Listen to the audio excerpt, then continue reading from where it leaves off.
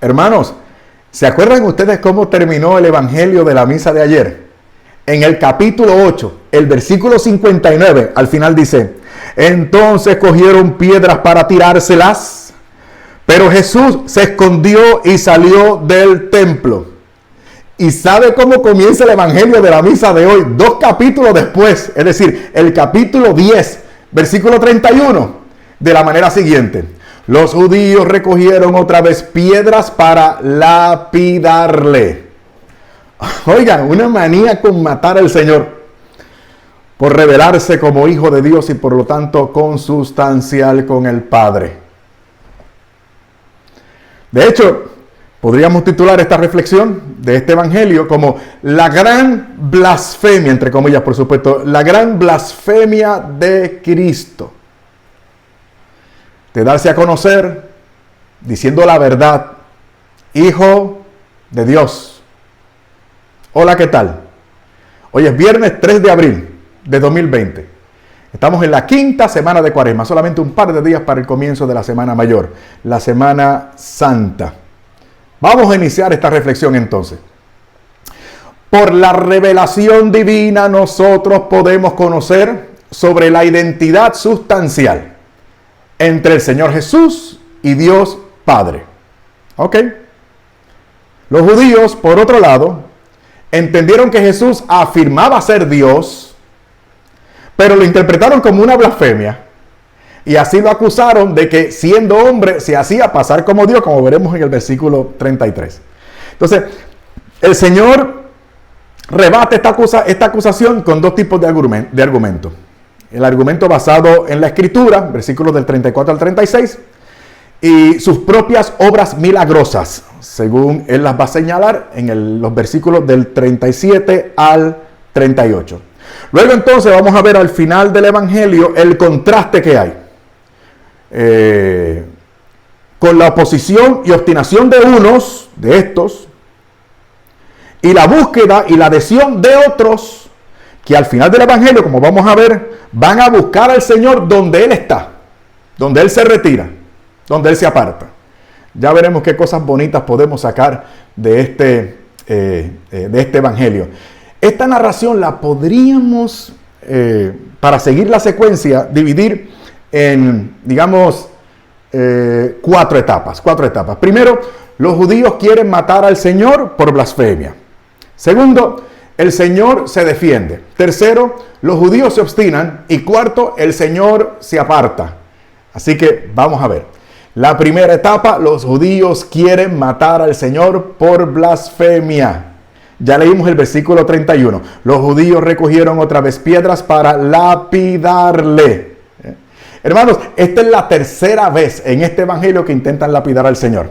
Las otras 2 veces están en el capítulo 5, versículo 18, y en el capítulo 8, versículo 59. Entonces, noten ustedes que ellos resolvieron de forma abrupta y violenta lapidar al Señor. Y esto denota la rabia, la frustración que tenían frente al Señor. Porque tomaron piedras, fue lo que le salió de forma instintiva, automática, tomar piedras para matarlo. Entonces, estaban tan virulentamente poseídos por la rabia que obviaron el protocolo legal o judicial que tenían que seguir para poderlo sentenciar a muerte y después entonces aplicar la pena. Esto para matizar ¿cómo diríamos? Lo antagónicos que estaban ellos contra el Señor. Bueno, versículo 32. Jesús les replicó: os he mostrado muchas obras buenas de parte del Padre. ¿Por cuál de ellas queréis lapidarme? Me llamó la atención que todas las Biblias que consulté, obras buenas, dice el Señor. Pero la Biblia latinoamericana lo traduce como obras hermosas. Y entonces, qué interesante esto, una palabra que llama la atención, un adjetivo que llama la atención. Y me puse a buscarlo en el original y sí, una acepción puede ser obras hermosas, ¿sí? Pero también hay otras acepciones, como por ejemplo obras poderosas, obras especiales, obras portentosas. Nada, solamente fue que me llamó la atención. Bueno, entonces, y miren hermano, otra cosa. el Señor hizo obras, como dice esta versión latinoamericana, hermosas. O siguiendo otras acepciones, poderosas, llamativas. Obras buenas. Y aún así, estos judíos no distinguieron esas obras ni las reconocieron. Y aquí podemos aprender ustedes y yo.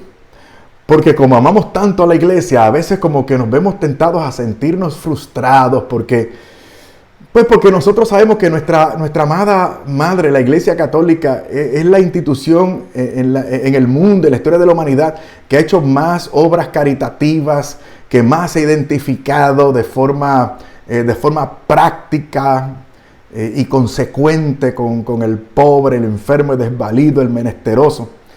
Y el mundo no lo reconoce, no solamente a nuestra madre de la iglesia, sino a nosotros mismos, o a los cristianos en general también. O sea, ¿cuántas familias no han sido restituidas? Matrimonios reconciliados. ¿Cuántas personas, después de haber tenido una experiencia religiosa en nuestras iglesias, se han convertido y han cambiado sus vidas y actualmente hacen una contribución decisiva a esta sociedad y se activan en la evangelización y comparten el evangelio de Jesucristo para hacer feliz a otras personas, para seguir restituyendo las vidas de muchas personas? O sea, el evangelio ha hecho mucho bien. Nuestras iglesias ha hecho mucho bien. En especial, nuestra madre, la Iglesia Católica, ha hecho mucho bien. Los hijos de la Iglesia Católica, hay hijos de la Iglesia Católica que han dado unos frutos de santidad que son innegables. Y unas obras hermosas que son también innegables. Pero hermanos, no podemos frustrarnos. El mundo va a distinguir, ya lo vimos aquí como lo hacen con el Señor. Recuerden lo que dice el Señor en el Santo Evangelio. Si esto lo han hecho conmigo, ¿qué no harán con ustedes? Además, nosotros obramos bien y nuestras iglesias también, no para que nos reconozcan, ni nos den homenajes. Digo, es una lástima, ¿no? Que no se practique la virtud de la gratitud. Pero ¿qué más da? ¿Qué más da? Recuerde la bienaventuranza, la última. En el gran sermón de la montaña. Cuando el Señor dice que nosotros seremos bienaventurados cuando se diga contra todo tipo, toda cosa, todo vituperio, toda cosa mala contra nosotros por causa de Él. Y dice, gozaos y alegraos porque vuestro galardón será grande en el reino de los cielos. Así que hermano, no cedamos a la frustración y sigamos optimistas, haciendo el bien, sin mirar a quién, porque al fin de cuentas nosotros hacemos las cosas para Dios nuestro Señor y por amor al prójimo. Así que felices y contentos, optimistas, sigamos adelante en el nombre del Señor, haciendo lo que nos toca. Total, al final de cuentas, al final de los tiempos, ¿qué vamos a decir? Siervo inútil soy. He hecho aquello que me tocaba hacer simplemente. Versículo 33. No queremos lapidarte por ninguna obra buena, sino por blasfemia. Y porque tú, siendo hombre, te haces Dios. Le respondieron los judíos. Yo tuve que buscar entonces la palabra blasfemia.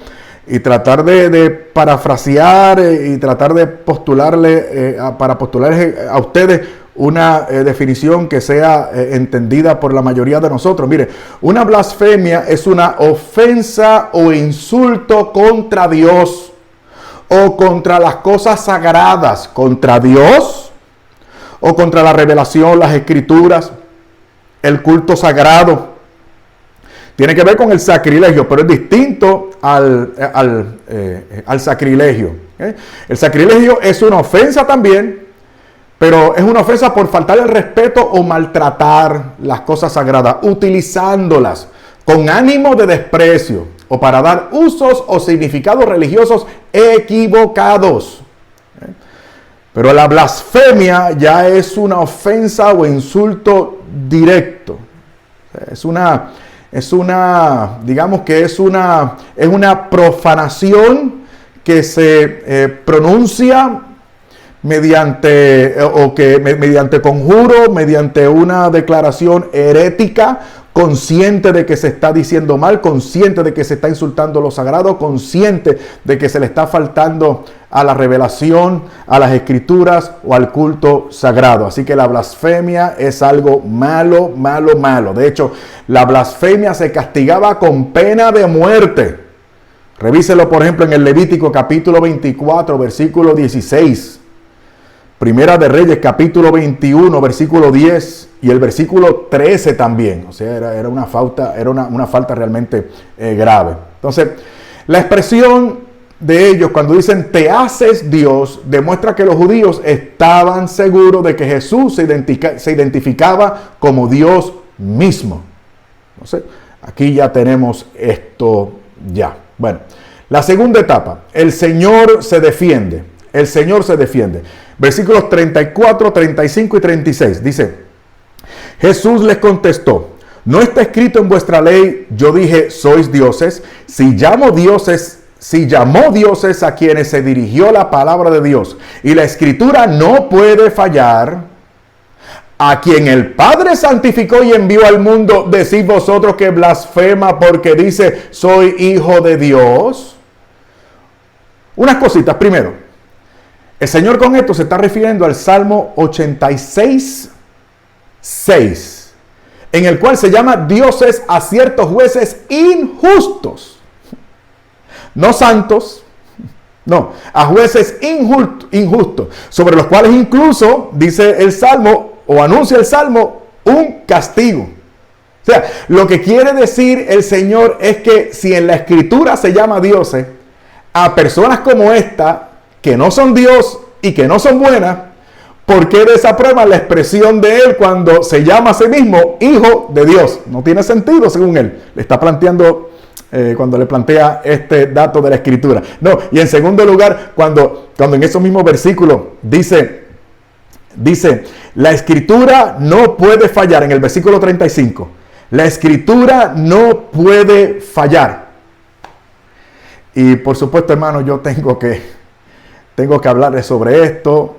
Se me habían ocurrido muchas cosas porque ya aquí se está hablando de la Escritura y yo me he dado la tarea junto con la iglesia este año de promover la lectura y el estudio y el rezo y la meditación de la Sagrada Escritura.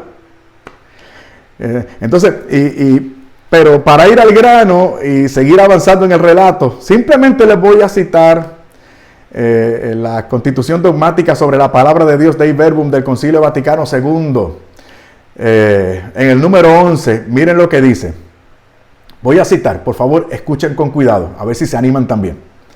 Puesto que todo lo que los autores inspirados o agiógrafos afirman debe tenerse como afirmado por el Espíritu Santo, hay que confesar que los libros de la Escritura enseñan firmemente.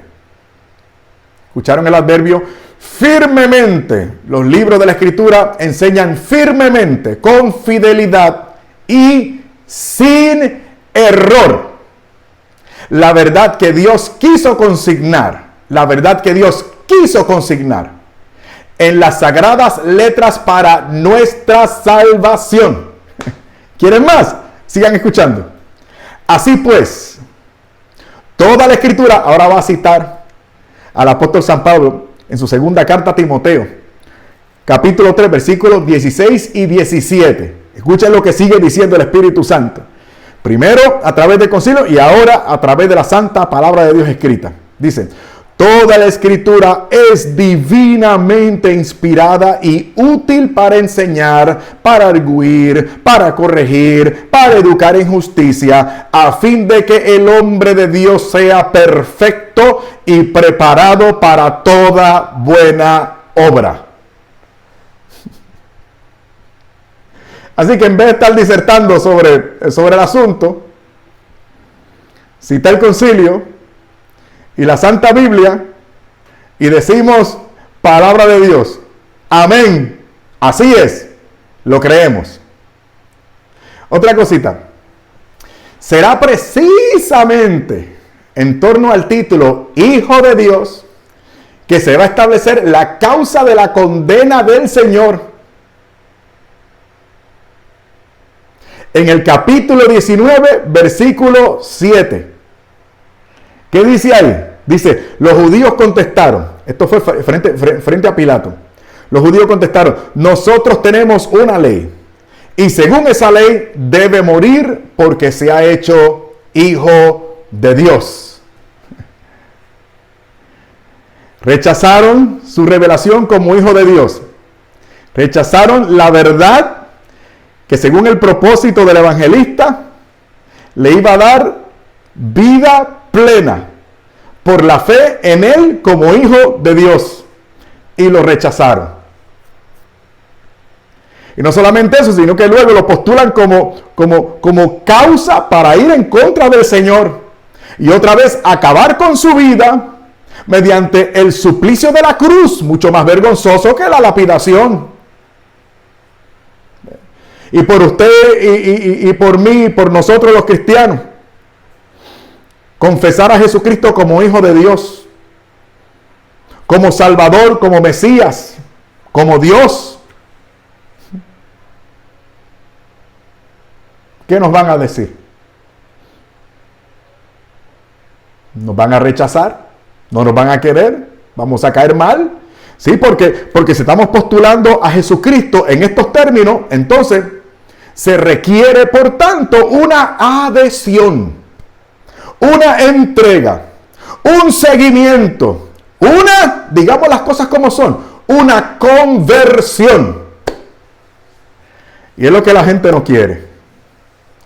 Pero, pobrecitos, hay que seguir predicando. Hay que seguir evangelizando. Hay que seguir haciéndolo. Porque nuestro trabajo es compartir la buena nueva. Y esos corazones, algún día, si el Señor les quiere regalar el don de la fe, y ellos se disponen para ello, entonces recibirán esta palabra y esa semilla va a germinar y se reunirán con nosotros en torno a esta fe maravillosa y en torno al sacramento del altar. ¡Qué bello! Versículo 37. Si no hago las obras de mi Padre, no me creáis.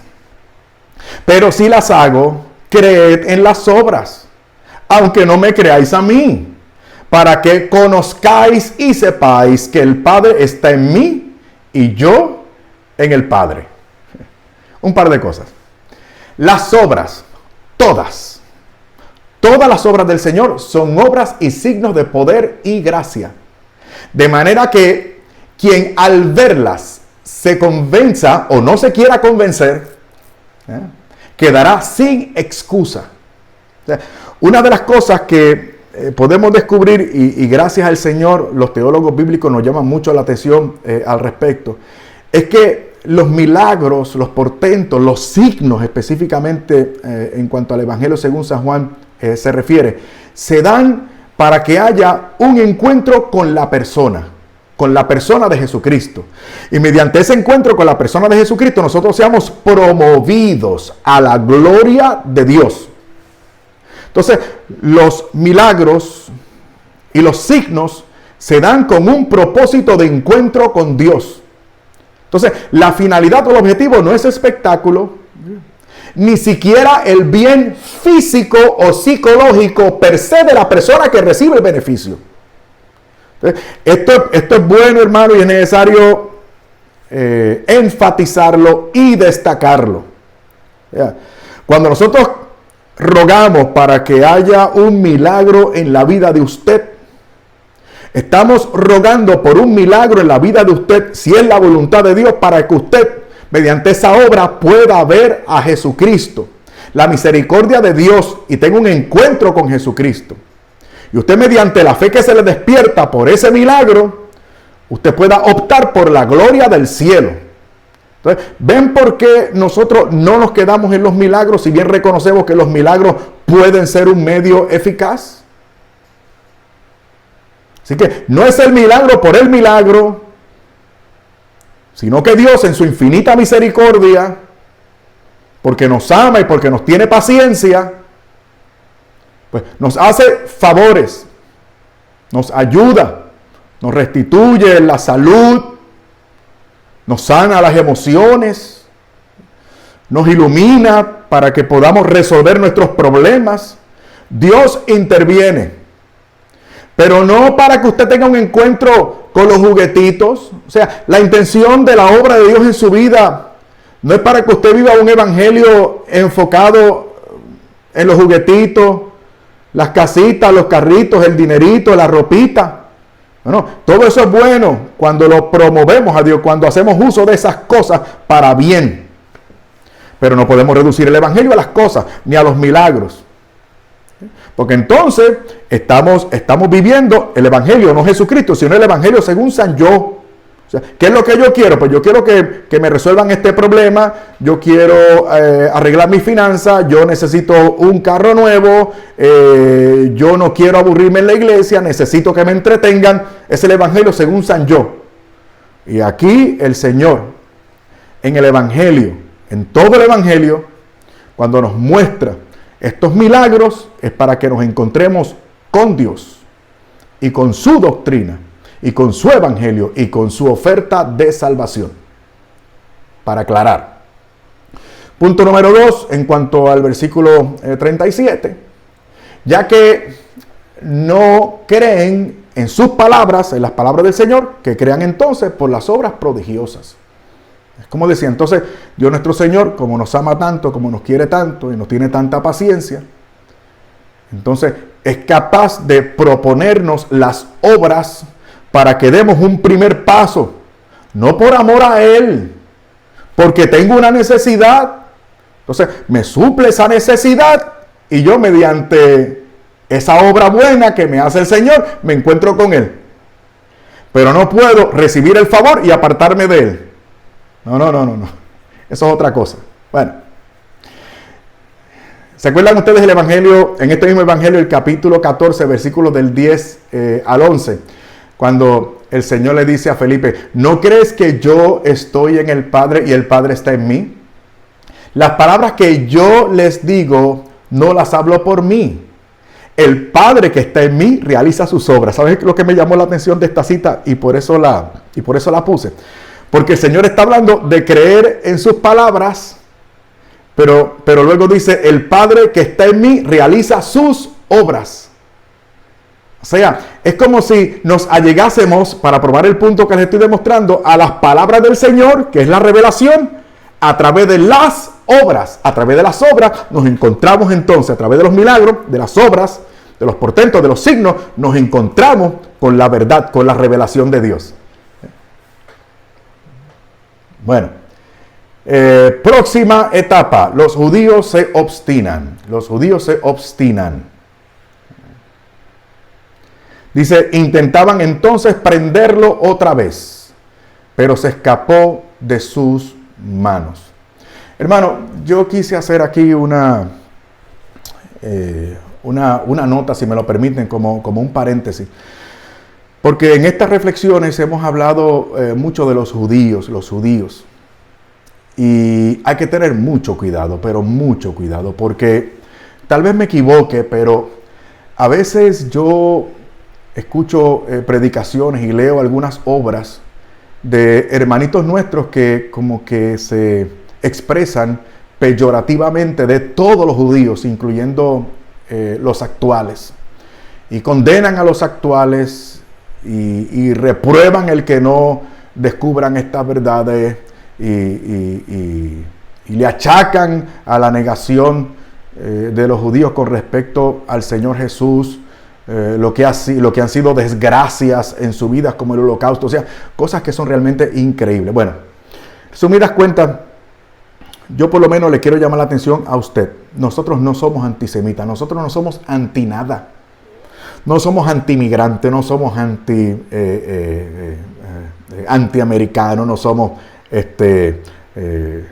anti nada. Nosotros somos pro-evangelio, nosotros somos pro-cristianismo, somos pro-Jesucristo. Y amamos a todos. Y rezamos por todos. Y servimos a todos. No perdamos de perspectiva que cuando en este evangelio se dice creyeron en Él, o creyeron en Él, como va a pasar al final de este evangelio, ¿quiénes creyeron en Él? ¿Quiénes son los que terminan creyendo en Él? Los judíos también. ¿Quiénes fueron los primeros miembros de la iglesia que sentaron las bases para que usted y yo pertenezcamos a ella? judíos. Entonces esto no es cuestión de raza, no es cuestión de identidad nacional. Esto es mucho más allá. O sea, el alma humana no tiene raza, no tiene ciudadanía, ¿no? La Santa Biblia lo dice, de una sola sangre creó todo, de un solo linaje creó a todo el mundo. Bueno, esto lo digo, hermanos, para solamente, perdónenme que haya hecho esta digresión, pero es importante. Nosotros no somos anti nada. Yo voy a ser muy franco con ustedes. Ya algunos se han dado cuenta por algunas cosas que digo en las redes sociales, cosas que se me chispotean. Ustedes pueden descubrir fácilmente que en términos políticos, en términos económicos, yo tiendo a ser liberal. Pero ¿saben qué? Yo no soy antisocialista tampoco, ni antiizquierda tampoco.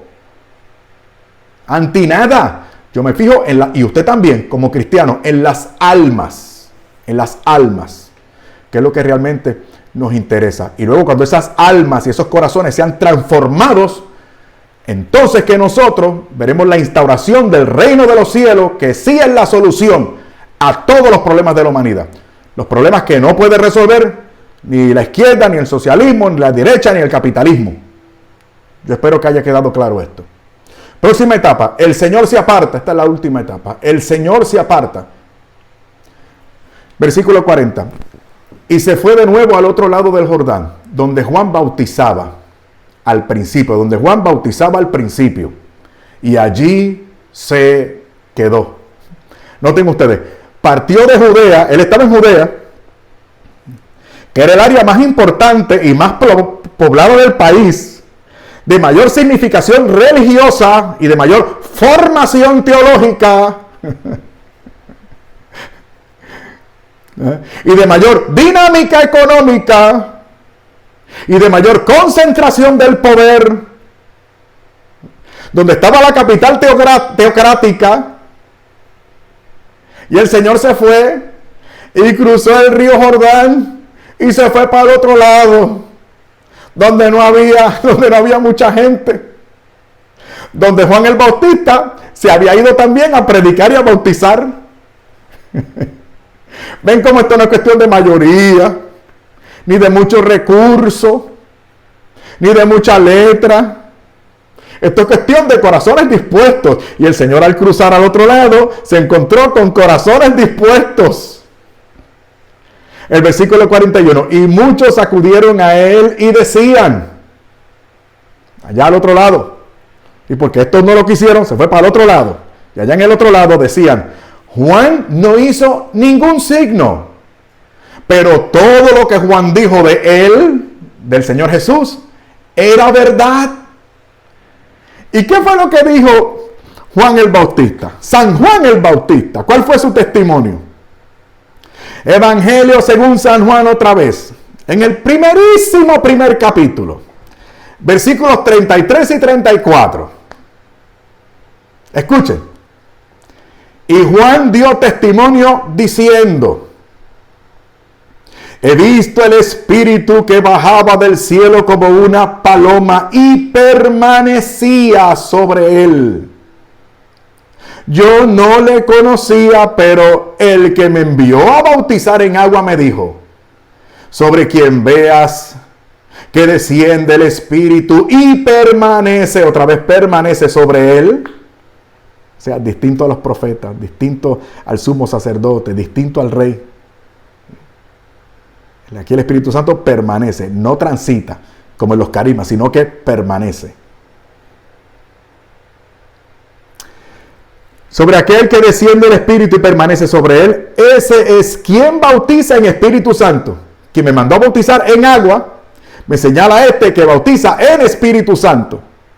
Yo bautizo en agua, este bautiza en Dios. Y mire cómo concluye.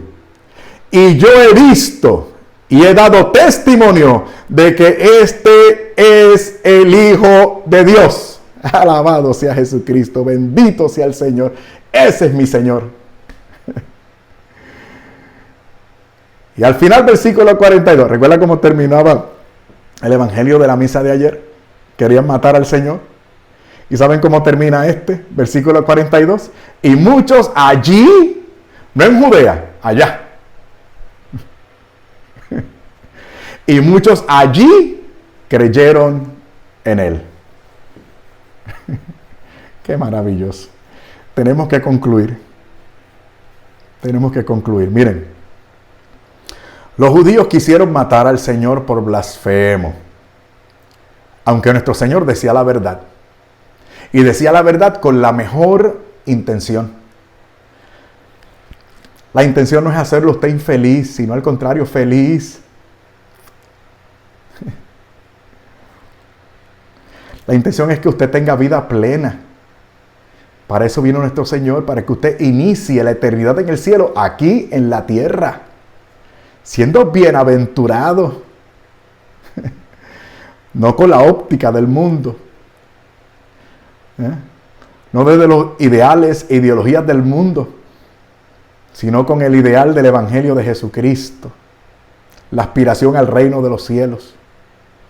Esa es la intención de nuestro Señor. Amarnos, amarnos. Él nos quiere estar amando por el resto de la eternidad. Nosotros en el cielo, ¿sabe usted lo que es el cielo?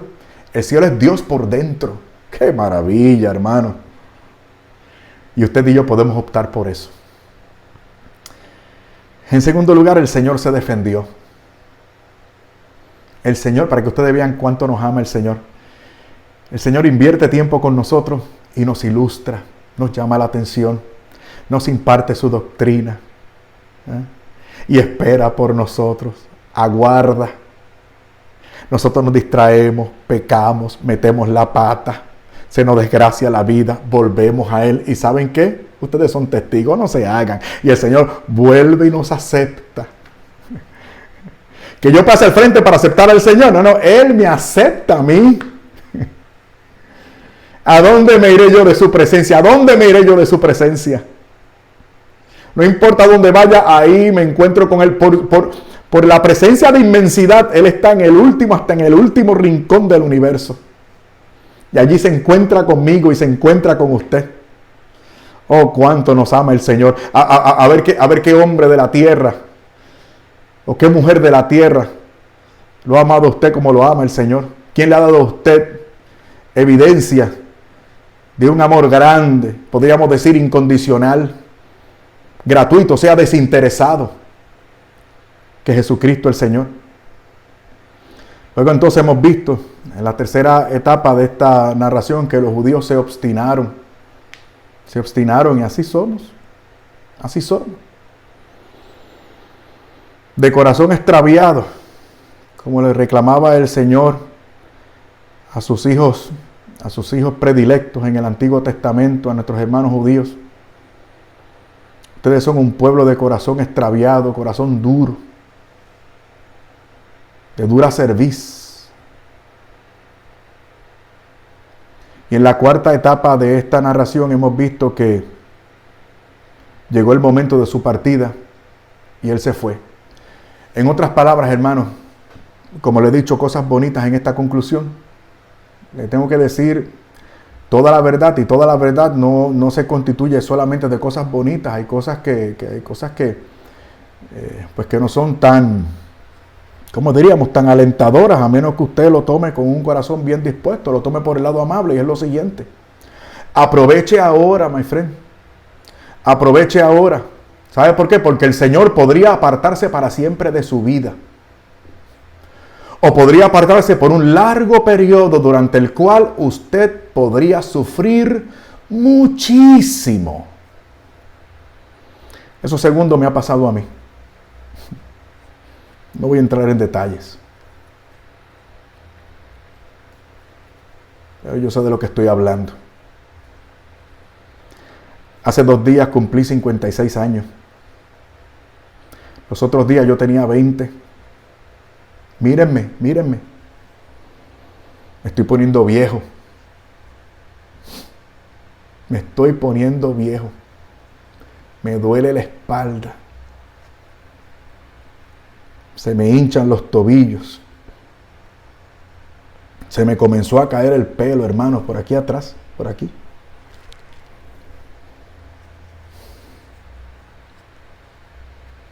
me ha subido el colesterol y la presión, a pesar de llevar un estilo de vida sano, porque voy para abajo. ¿Y sabe qué? Usted también, usted va para abajo. Mire, yo fui una vez capellán de la policía, de aquí, de mi pueblo, de Bayamón. Y mis compañeros de la policía me llevaron con ellos para un lugar donde había que poner lo que ellos me dijeron, un cordón de seguridad. Porque habían encontrado un cadáver. Me dijo el capitán del cuartel que según su experiencia ese cadáver llevaba ahí al descubierto por lo menos 2 semanas. Y yo vi ese cuerpo. Y en ese momento yo pensé, Fernando, así vas a terminar tú, así te vas a poner. Yo no voy a entrar en detalles de lo que yo vi, pero fue algo horrendo y pestilente. En Puerto Rico tenemos una plena, que una plena es una de nuestras músicas autóctonas, estilos musicales autóctonos. Y hay una que dice, que tiene un estribillo que dice, tanta vanidad, tanta hipocresía, si tu cuerpo después de muerto pertenece a la tumba fría. Que Dios tenga misericordia de nosotros. Amén.